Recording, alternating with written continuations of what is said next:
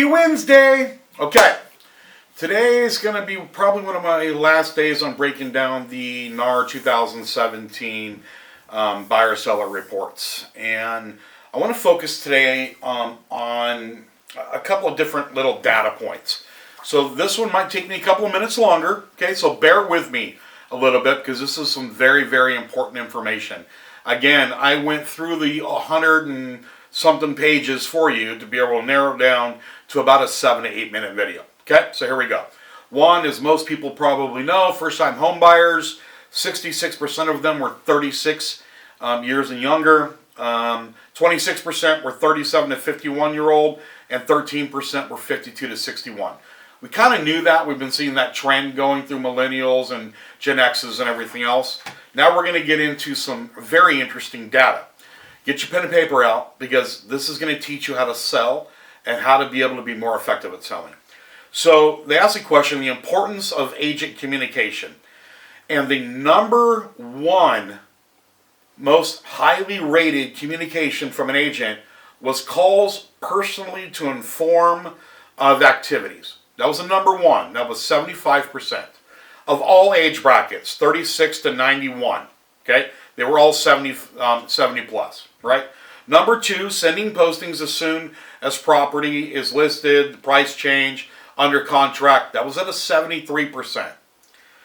This is the astonishing part that kind of caught me off guard.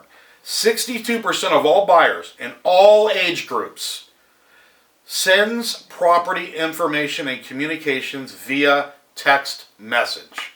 Now, the reason why it caught me off guard is the 71 to 91-year-olds, 40% said that's important. 62 to 70, 55% that's important. And 52 to 61, 60% of them, and the number increases as the age decreases. So those are the top 3 ways that consumers reported that they want to be communicated. Calls, they want postings, and they want text. Those are the 3 most important things. Next. Now, this is going to be some interesting information also. How buyers found the real estate agent. What's the number one thing? The thing I beat down your head every single time. Referral, referral, referral. 42% across the board. 42% of all buyers were referred to by a friend, neighbor, or relative. And then it goes down to 11% used agent previously to buy or sell a home. 9% was through a website. And the fourth one, that's going to be, I'm telling you, the fourth thing, it's still out there, guys, is through an open house. They met the agent at an open house.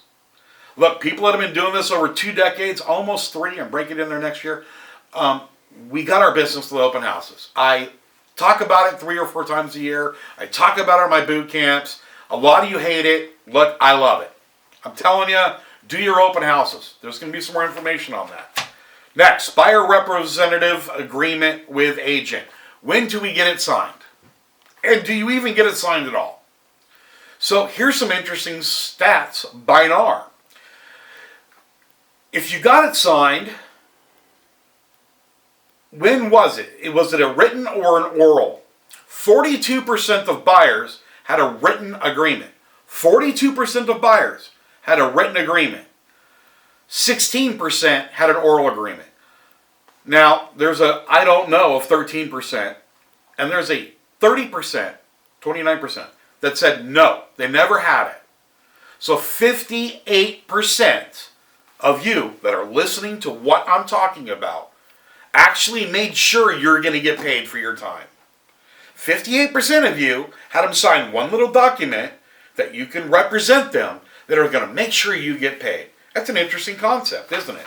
Now, if they did sign a disclosure, when was it signed? Here's some more numbers. At the first meeting, 29% of you had it at hello.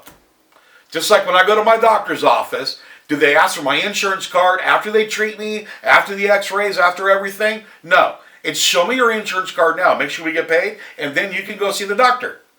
Only 29% of you follow that theory. Sometime when the contract was written, 21%, and 12% sometime during the contract. Oh, you guys are killing me right now. Now, the length of property searches has actually gone up. So the research is now at 10 weeks. So a consumer looks for a house. The average right now is at 10 weeks they're looking for a house. And that's across the board. Number of weeks searched before they reached out to you, the agent, is now at 3 weeks. And the number of homes that they viewed is now at 10. All right? So the number of weeks searched is at 3. Which means if it's taking them 10 weeks before they buy a house, it's taking you 7 weeks to find them the right house. Which means that we are not doing the buyer presentation. Which means that we are popping up out of our seats, meeting them at a property, because that's the one they had to see. And we're just following the flow because we don't want to rock the boat. We are not being the professionals we need to be. They want to see a house, we're going to come here, we're going to do a buyer presentation. Just because they want to see that house doesn't mean there isn't 7 more that could better fit them financially, closer to where they're looking for, larger house, bigger yards, so on and so forth. We're failing being professionals at what we're doing by just jumping up and meeting somebody somewhere, guys. We got to do this thing right. There's proof right here. There's proof. So, information source used in the home search. Number 1, we all know, is going to be online. Number 2, real estate agent. Number 4, guess what it is, guys? Open house. 50% of all buyers said information source used in the home search. 50% of them said it was through open houses. So, you might say our data's old. You might say the way that we do things are old. But you look at the buyers, and that's across all age groups. I don't care if you're 22 or you're 95. Those statistics that I gave you are across all age groups. We have to remember what we did 25 years ago. You know, and it's funny, we had a lot of posts going on about industry information and virtual brokerages and everything else. Do you know one thing's never changed? And that is, I serve my client the same way today I did before. The only thing that's changed is technology. Hello starts the same way, and here's your keys ends the same way. In between, the consumer doesn't care. So we need to focus more on serving the client. We need to focus more on communicating effectively with the client. The technology's changed. More of them want texts. That's fine. We all have smartphones. Use the text capabilities. In fact, in most of your lead gens and your CRMs, they have SMS in there. Text them through there. Do a weekly update.